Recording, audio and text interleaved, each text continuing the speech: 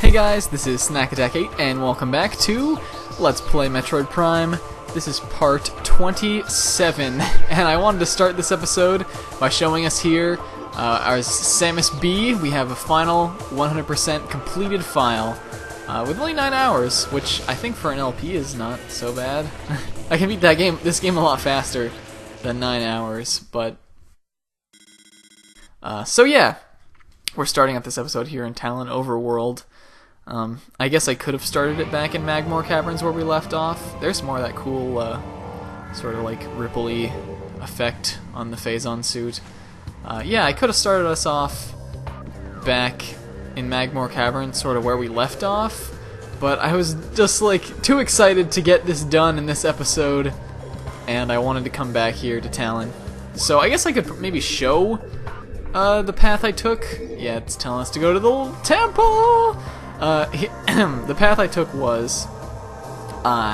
This is not the right way. I'll just go over it real quick in case anyone's curious.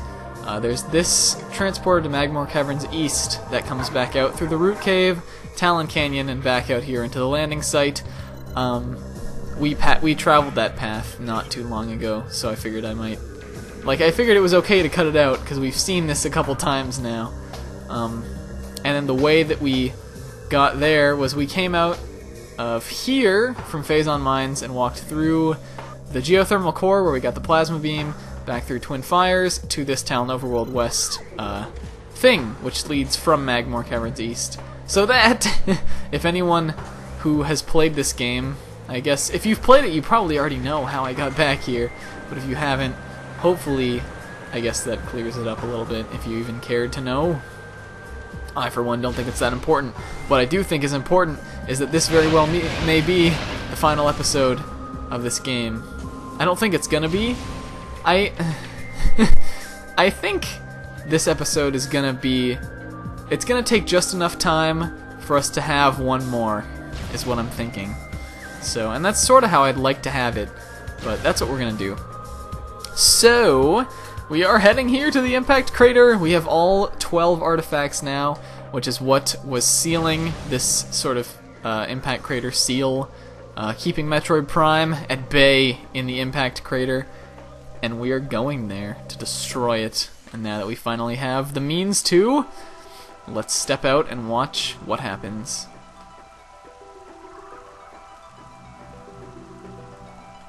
There's some more of that cool effect.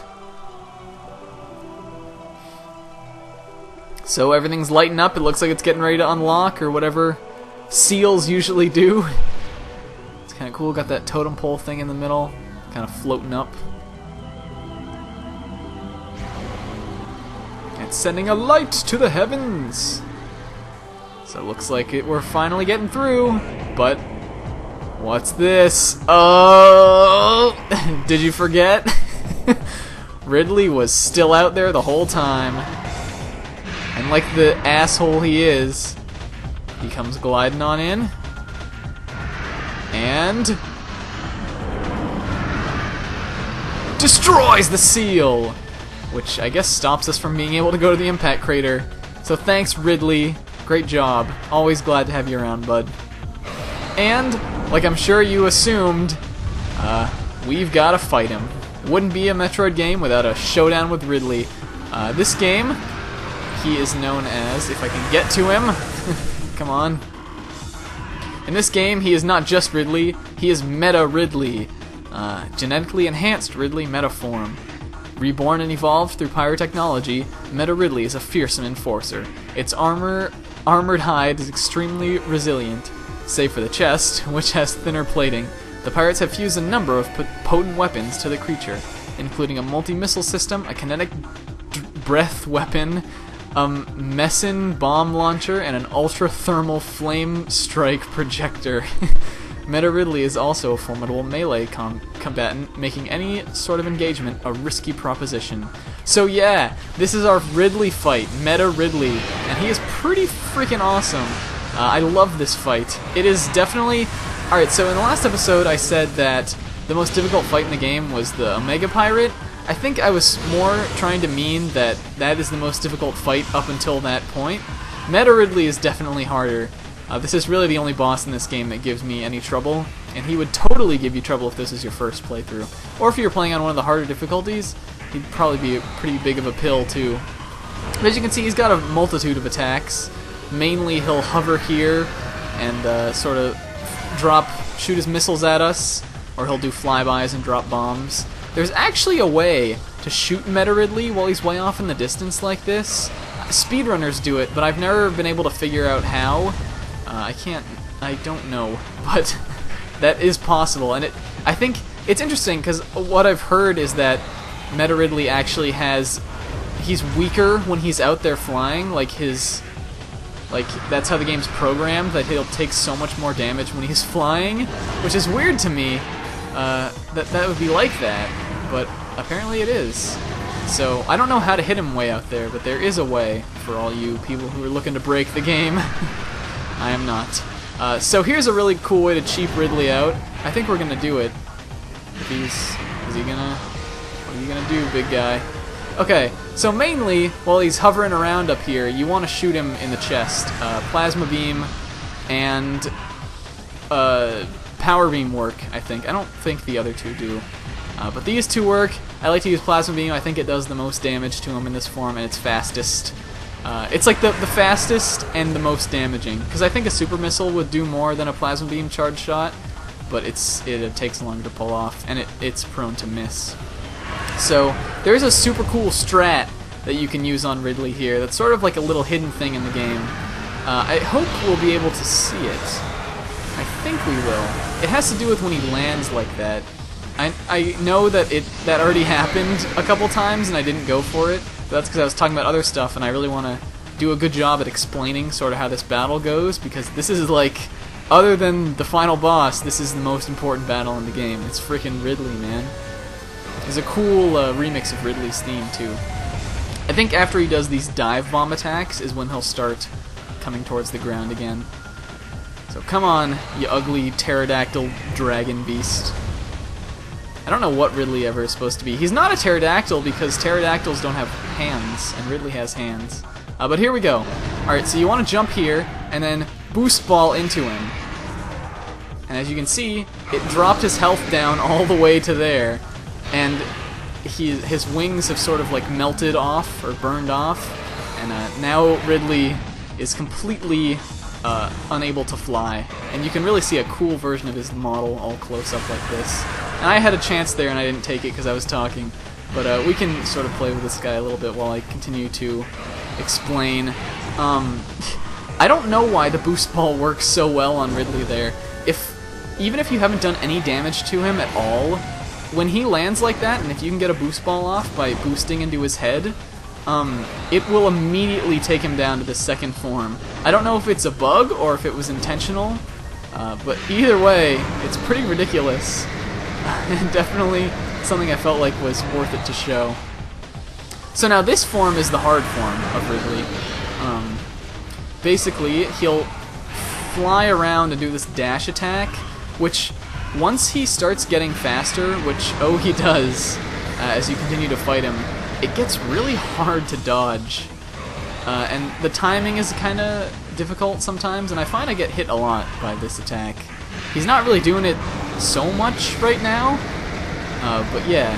So in this form, basically, you want to shoot him in the mouth when he's got his mouth open. You can actually get hits off on him like I did there, while he's charging up like that, but I find it's pretty dangerous, and I don't like to do it, really. I like to wait for him to do his little roar thing that he does, like that. Oh, I didn't get him there. And I like to unload a charge shot into his mouth. And just like with, yeah, there we go. Just like with the first form of Ridley, you can use the power beam to do this, and it's totally viable to hit him with a charged power beam shot in the mouth, and then you can get a super missile off on him when he's rearing up, and you can get his chest. See, yeah, he got me there that time. And yeah, once he gets like going like that, he can really get you into a loop, and it is actually pretty tough. I usually find that dodging to the right of him works better, I think. See, it's working now. I don't know why that is. It's kind of weird. And you kind of have to start your dash, which you can do by pressing to the side and B. I don't know if I mentioned that, but I'm sure I did. You probably know. but you want to start your dash right when he rears up like that. He makes really cool noises too. I love sort of like the monstrous squawks that Ridley does. And yeah, I hyped this fight up to be pretty hard. It's not really, but it can be challenging. And the lasers attack. I always thought this was cool. It's kind of like, if you'll see here in a second, yeah, Ridley, bye-bye, buddy. It was fun. See here in a second, these things sort of return, and it's like Chozo ghosts. So if you ever thought Chozo ghosts would be not attacking us, I guess now's the time. So I sort of thought these, like, I always have thought that these are like the Chozo ancestors. And even though Ridley destroyed the barrier, making it like impossible for us to go in, they kind of came and like realized that Samus was like one of them, and they restored it. And I like to think that like that's where the lasers come from too. That like they have a control over that. But I don't know. But yeah, there's Ridley. Pop him in the chest a couple times, you can take him out. He can be tough though. Mark my words. I just am playing on normal with all the life and all the missiles, and I'm pretty good at this game. So, we are going down with nothing left to stop us into the impact crater. I also should mention that, I think, well, I guess I don't really need to mention this, but whatever, I'd say that, that fight with Meta Ridley is my favorite in the game. Well, I think I said that about Thardus. Thardus and that fight are my two favorites. So yeah, as you can see here, this is the impact crater. They do give you a nice little save station there, which is very welcomed. But this is a really bizarre area. Interestingly enough, these little enemies here only appear in the impact crater. They're called Lumagex. We don't really need to read their thing. They're basically just like scarabs and the little crabs from talon crabs, they're called. And they do hurt you, but I don't know. It's really cool that, like, I think it's a nice touch that these creatures only exist in here and nowhere else in the game, because you wouldn't expect them to. We don't really need to heal again. We did lose some health on those Lumagex. I don't know why I let them hit me, and I didn't know they did that much damage, but that's wild. In here, as you can see, we've actually got a like super form of Phazon. It's actually red, and if we jump in it, even our Phazon suit is not impervious. So this is the most volatile substance in the entire game, and we can't do anything about it. Here's another enemy. I don't think this is unique to this area. I believe you can encounter these in Phazon mines after you beat the Omega Pirate. I know I've seen them there, so don't hold me to that. But yeah, but for this playthrough, this is going to be the first time we ever see them. What am I doing? I'm not pressing the right buttons. Alright. Well, we're going to powerbomb this guy. And it's actually usually how I like to deal with these things. If you didn't read on the scan thing, these are called fission Metroids, and they are a right pain in the butt. And we're going to see why. I'll fight one for a second, just to show off sort of what they do. So fission Metroids start in this sort of... Come on. Alright, well, get off me the normal way. They start in this sort of clearish mode. They always will appear like this. This mode is weak to the ice beam, as you would expect Metroids to be. So we can get back on land that doesn't want to hurt us. Come on! I just want to explain you!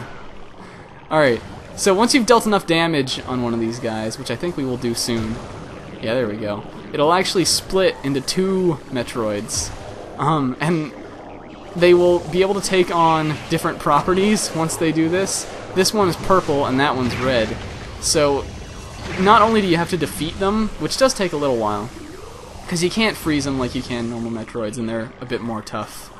But once you defeat them like you would a normal one, they split into two that you also have to defeat using the beam weapon that their color is. So fission Metroids can be, once they've taken their sort of split form, they can be white, red, yellow, or purple, and that just correlates to what beam you have to kill them with. So they're annoying, I don't like them, and this is how I like to take care of them. Yeah, with a power bomb. I take the couple ticks of damage that you can take fighting those guys. And since we'll never need power bombs again for the rest of the game, I just like to burn through them right here. In this room, we've got the most corrupted save station ever. I don't know, I guess the pirates must have put this down here? Oh, and I'm sorry, I call it a save station, just like in the last episode. It's actually a missile recharge. But yeah. So I guess if you were using missiles on well, didn't we? Oh, I guess we didn't use them on Metroid Ridley, but you can. And I guess if you're low on missiles after using them on that fight or on these fission Metroids, they give you that just so you're prepared. Because missiles are helpful. They are something we want in the final boss fight, as opposed to power bombs, which we can just squander here. So yeah, power bombs definitely make dealing with these guys a lot easier. Oops, did I fall all the way? I fell all the way. This room is pretty tough without the bombs, because these guys will knock you off. Alright, come on, latch on. Get your little 2 seconds of meal before you die. Yeah, but this is such a bizarre area. And I gotta say, the music in this place is insane. Here, I'll just be quiet for a second.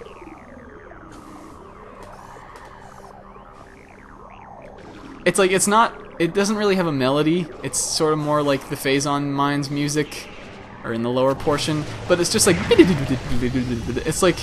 it's like making all these crazy sounds. It sounds like someone's stomach is gurgling at like if you taped someone's stomach gurgling for like 4 hours and then you put it on super speed play, it would sound like this. I don't know, it's crazy. And there's these little fishies in the tank. You can't scan these guys actually, though this game totally would be one of those games where you could, and you could miss those. But yeah, oh, I didn't even see you. Come on, man. I only have 1 power bomb left. Well, we're close to the top anyway, and I just got 2 there. 2 Metroids with 1 P-bomb. It's like 2 birds and 1 stone. I should mention also that the fission Metroids are infinitely spawning in this area, which is another thing that makes them really annoying. So yeah, and also I wanted to mention, frickin' the platforms down there are like teeth. I don't know, this place is just all kinds of weird. Here, let's look at the teeth. Let's just go look at the teeth. Yeah, that one's like a straight up molar. See it? I almost fell. That was scary. Alright, but yeah, bizarre area the impact crater is. Even more bizarre is these little spider ball tracks. I always thought they kind of looked like bacon strips or something, but they're really creepy. They got like an organic feel to them, but you can spider ball on them. I don't know. But I love the design of this area. And we probably shouldn't have come here, because behind this door is the final boss fight. And I'm actually... Well, am I really debating this now? Yeah. I think we're actually going to end the episode here. Right here, at the door of the final boss. So, sorry for the kind of short episode, but I really want this to sort of be all its own thing. So next time, we will enter this door, and we will take on the final boss of the game. Until then, guys, I've been Snack Attack 8, and I will see you then. Later.